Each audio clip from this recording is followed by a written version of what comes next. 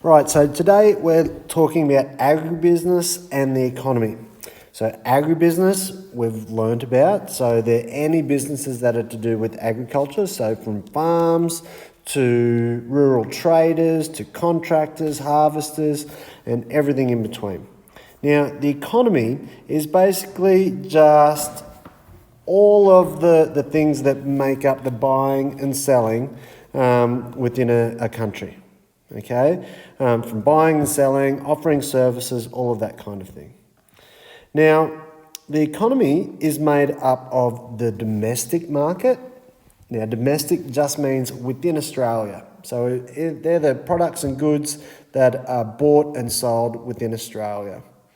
And then we have the international market.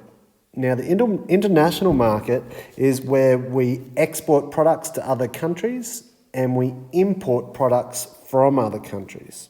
So an export leaves Australia and an import comes into Australia. Now, for the most part, Australian agriculture is based on export. I think we produce enough food in Australia to feed about 75 million people, and there's only about 25 million people in Australia at the moment. So we are net exporters of agricultural products. Now, if we have a look here on our diagram, we've got some of the values of the different crops. So we have cropping, produce, and animal products. So cropping produces about $12 billion. That's a B, billion. Produce, so fruit, vegetables, that's $6 billion. And then we have animal products, so cattle, sheep, dairy, adds up to 25 billion. They are big numbers. We're huge producers of all of those things. Australian products, we are really up there in the world's producers for most things. The quality that we produce is spot on, but probably the most important thing is our consistency. So we consistently produce high quality products year in, year out. So the domestic market we've spoken about. Now, then we start talking about imports. So imports are any products that have been produced from another country and they come into Australia. Now, we are really lucky in Australia that we have most of our products are disease-free. We have to work really hard to maintain our status of disease-free for a lot of our products. Now, we have a Biosecurity Act, and this is where you see if anyone's been overseas and you come back into Australia, you have to declare any food products or anything like that you're bringing in.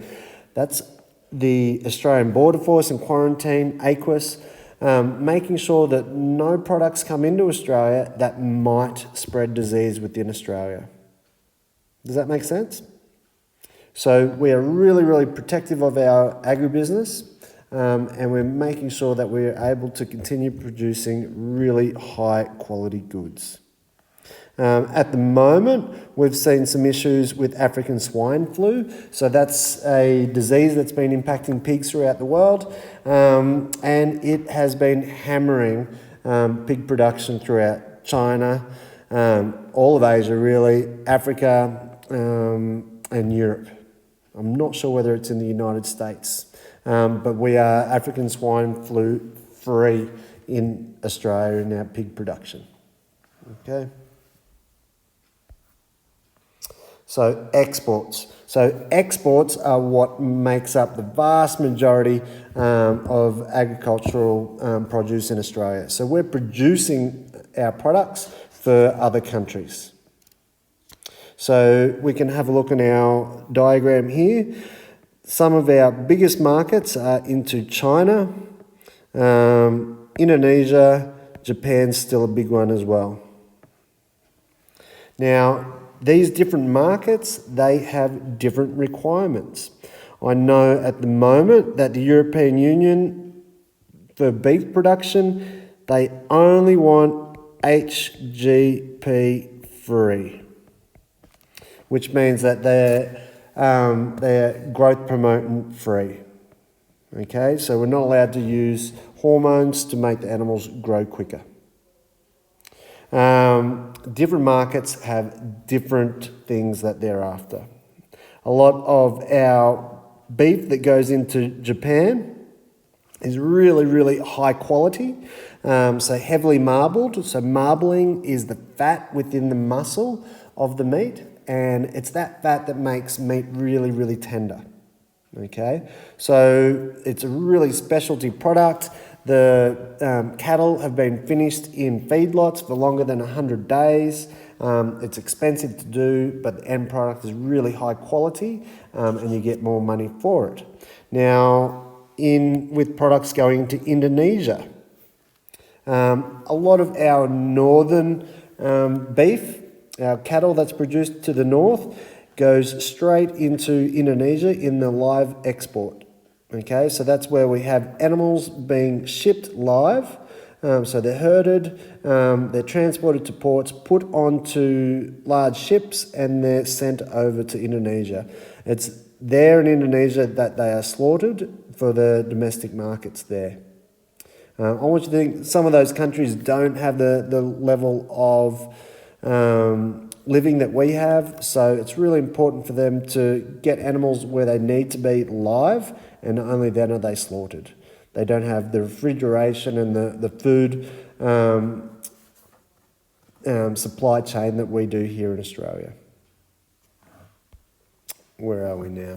So down the bottom here, we can see in this graph that meat and live animals make up 29% of our Australian commodities. We've got grains and oilseeds make up another 25%, and then we've got all these products making up the rest.